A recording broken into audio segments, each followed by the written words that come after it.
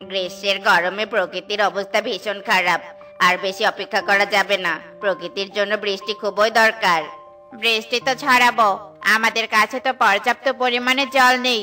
বৃষ্টি ঝরানোর আগে আমাদেরকে জল সংগ্রহ করতে হবে, তবে নদী থেকে নয়, এবার আমরা সমুদ্র থেকে জল সংগ্রহ করব, যাতে বর্ষার মৌসুম পেরিয়ে গেলেও আমাদের নিকট জল মজুদ থাকে। তোরা সমুদ্রে যেতে চাইছিস? আমি তো এতটা পথ যেতে পারবো না, বড্ড ক্লান্তি লাগে। সেটা তোমাকে দেখলেই বোঝা যায় মেঘদাদু, সারাদিন নাক ডেকে ঘুমাও অথচ তোমার ক্লান্তি দূর হয় না। আমি বলি কি মেঘদাদু, তোমাকে আমাদের সাথে জল সংগ্রহ করতে যেতে হবে না, তুমি বরং বিশ্রাম করো, আর বৃষ্টি ঝরানো নিয়ে তোমাকে অত ভাবতেও হবে না। হ্যাঁ দাদু, তুমি বিশ্রাম করো, আমরা যাচ্ছি। বৃদ্ধ মেঘকে বিদায় দিয়ে মেঘের দল জল সংগ্রহ করার জন্য উড়াল দেয়। আর পথেই দেখা হয় পাখির দলের সাথে, আর মেঘেরা পাখির দলের সাথে কথা বলে। আরে মেঘ ভাইয়া, তোমরা কোথায় যাচ্ছ? বৃদ্ধ মেঘ দাদুকে তো দেখতে পাচ্ছি না, হঠাৎ দল ছাড়া হলে কেন বলো তো? দল ছাড়া হয়নি গো টনি দিদি, আসলে মেঘদাদু ক্লান্তির ভারে আমাদের সাথে আসতে পারেনি। আসলে আমরা সমুদ্রে যাচ্ছি জল সংগ্রহ করার জন্য। বর্ষার মৌসুম চলে এসেছে, আর বৃষ্টি ঝরানোরও সময় হয়ে গিয়েছে। হ্যাঁ মেঘ ভাইয়া, তুমি একদম ঠিকই বলেছো, বনে যে বৃষ্টির খুবই দরকার, গরমে যে আমাদের অবস্থা খুবই খারাপ। চিন্তা করো না দাদা, আর বেশি দেরি নেই, সমুদ্র থেকে জল সংগ্রহ করে আনলেই বৃষ্টির প্রস্তুতি নিব। মাত্র 10-12টা দিন অপেক্ষা করো। হ্যাঁ হ্যাঁ, সেটাই ভালো হবে, আমরাও এই কয়েকদিন খাবার মজুত করতে পারবো। যার যার ঘর পুরনো, সে ঘরও মেরামত করতে পারবে। মেঘের দল আর পাখিদের দলের সাথে এসব কথোপকথন কিছুটা দূর থেকে কালু কাক আর কাকলি কাক শুনতে পায়। মেঘদের সাথে পাখিদের এত ভালো সম্পর্ক দেখে কালু কাক আর কাকলি কাকের মনে খুবই হিংসা হয়। দেখেছো কালু, দেখেছো, পাখিরা আমাদের সাথে ভাব করে না, অথচ মেঘিদের সাথে যেন গলায় গলায় পিরিত। মরে যাই মরে যাই, এদের কাহিনী দেখে মরে যাই। চিন্তা করো না কাকুলি, এদের বন্ধুত্ব আমি চুকিয়ে দিব। তাকিয়ে দেখো কাকুলি, বৃদ্ধ মেঘ এখন আকাশে আছে, চলো বৃদ্ধ মেঘের কাছে যাই, বাকি পরিকল্পনাটা না হয় যেতে যেতেই বলবো। কি গো, আরো কতক্ষণ? তাড়াতাড়ি হাতটা চালিয়ে কাজটা শেষ করো, ঘর মেরামত করলেই তো হবে না, কিছু খাবারও তো জোগাড় করে আনতে হবে নাকি? এত অস্থির হয়ে না তো, আমি তো বসে নেই, আমি তো কাজই করছি। তুমি এত কথা না বলে তাড়াতাড়ি ওই কাঠটা আমাকে দাও তো। কি সব উল্টো পাল্টা কথা বলছিস কালু? মেঘের দল আমাকে দাদু হিসেবে অনেক সম্মান করে, আর বনের পাখিরাও যে আমাকে নিয়ে সমালোচনা করবে সেটা আমার বিশ্বাস হয় না। কিন্তু আমাদের কথা তোমাকে বিশ্বাস করতে হবে মেঘ দাদু, আমরা দুজন নিজ কানে সবটা শুনে এসেছি। পাখিরা তো সবাই হাসাহাসি করছিল, আর বলছিল তুমি নাকি বুড়ো হয়ে গিয়েছো, তুমি নাকি কখনো জল সংগ্রহ করতে পারবে না, আর বৃষ্টিও ঝরাতে পারবে না। শুধু কি এসব বলেছে? ওরা তো আরো বলেছে ঘুমানো ছাড়া তোমার আর কোনো কাজ নেই, তাই তোমাকে নিয়ে হাসি ঠাট্টা করা খুব একটা দোষের নয়। কি এত বড় সাহস ওদের, আমাকে নিয়ে হাসাহাসি করে? আমি বৃদ্ধ হয়ে গিয়েছি ঠিকই, কিন্তু আমি বৃষ্টি ঝরানোর ক্ষমতা এখনো হারিয়ে ফেলিনি।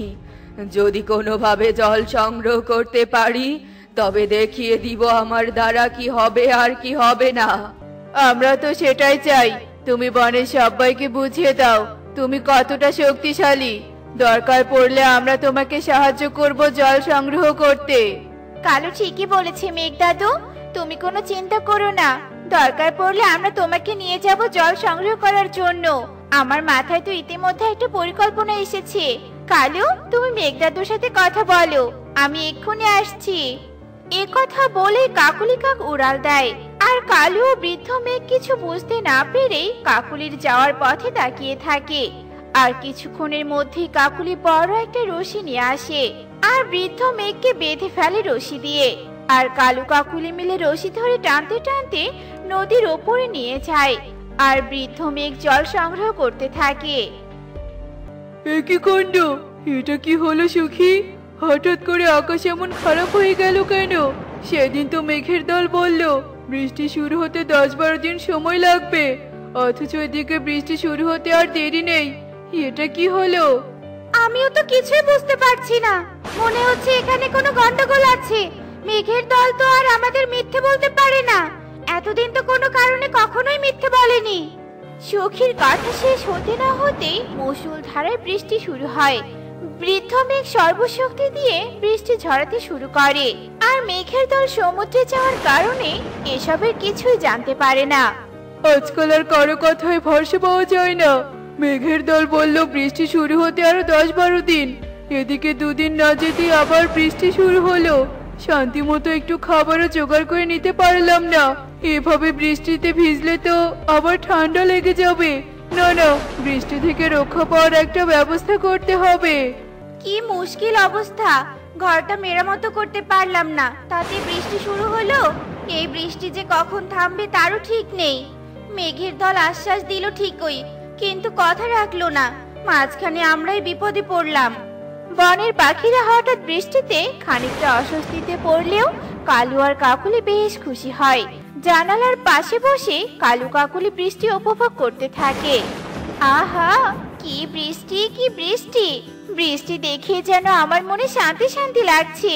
আমাদেরকে রেখে সব পাখিরা মেঘের দলের সাথে বন্ধুত্ব করেছিল। বনের পাখিরা আমাদের সাথে মিশতো না, চলতো না, ফিরতো না। এবার আমরা দেখবো মজা। মজা দেখো তো শুরু কাকুলি, দিনে দিনে মজা দেখতেই পারবো। এখন শুধু অপেক্ষার পালা। কালু আর কাকুলি বৃষ্টি উপভোগ করছিল, আর পাখিদের অবস্থা নিয়ে হাসি ঠাট্টা করতে থাকে। দেখতে দেখতে বৃষ্টির বেগ বাড়তে থাকে, আর অতি বৃষ্টির কারণে বনে বন্যার সৃষ্টি হয়। আর বন্যার জল বাড়তে বাড়তে কালু কাকের বাসা ছুঁয়ে ফেলে, কারণ কালু কাকের বাসা তুলনামূলক নিচুতে ছিল। কি সর্বনাশা কাণ্ড! বৃষ্টিও থামছে না, আর বন্যার জলের বৃদ্ধিও কমছে না। ওদিকে তো কালু দাদার ঘরে জল ঢুকেছে। এবার কি হবে বলো তো টুনি? কিছুই তো বুঝতে পারছি না। যেভাবে কালু দাদার ঘরে জল ঢুকছে, তাতে আর কালু দাদার ঘর ভাঙতে বেশি দেরি নেই। কালু দাদা ঘর থেকে বেরিয়ে এলেই না হয় আমাদের ঘরে আশ্রয় দিব। আমরা তো আর এই বৃষ্টিতে বের হতে পারবো না। ও হো হো হো, আমাকে নিয়ে মজা করেছিল বনের পাখিরা। এবার দেখ মজা, আমি বুড়ো হয়েছি ঠিকই, বৃষ্টি ঝরানোর ক্ষমতা এখনো হারাইনি।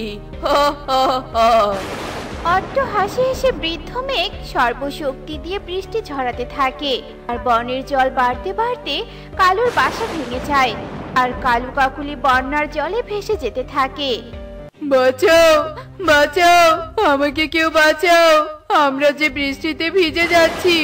কেন যে অন্য পাখিদের বিপদে ফেলার জন্য বৃদ্ধ মেঘকে রাগিয়ে দিয়েছিলাম, এখন আমরা বৃদ্ধ মেঘের রাগের শিকার হলাম। তুমি ঠিকই বলেছো কালু, আমাদের ফাঁদে আমরা নিজেরাই পড়েছি। জানি না এবার এই ফাঁদ থেকে আমরা বাঁচতে পারবো কিনা। দেখলে তো বন্ধুরা, অন্যের জন্য ফাঁদ পাতলে কি হয়। এজন্যই কাউকে বিপদে ফেলার পরিকল্পনা করতে নেই, কারণ সেই বিপদে নিজেকেই পড়তে হয়।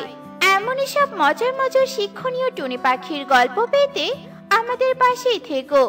আর গল্পটি কেমন হয়েছে তা কমেন্টে জানাতে ভুলো না কিন্তু। Bye bye.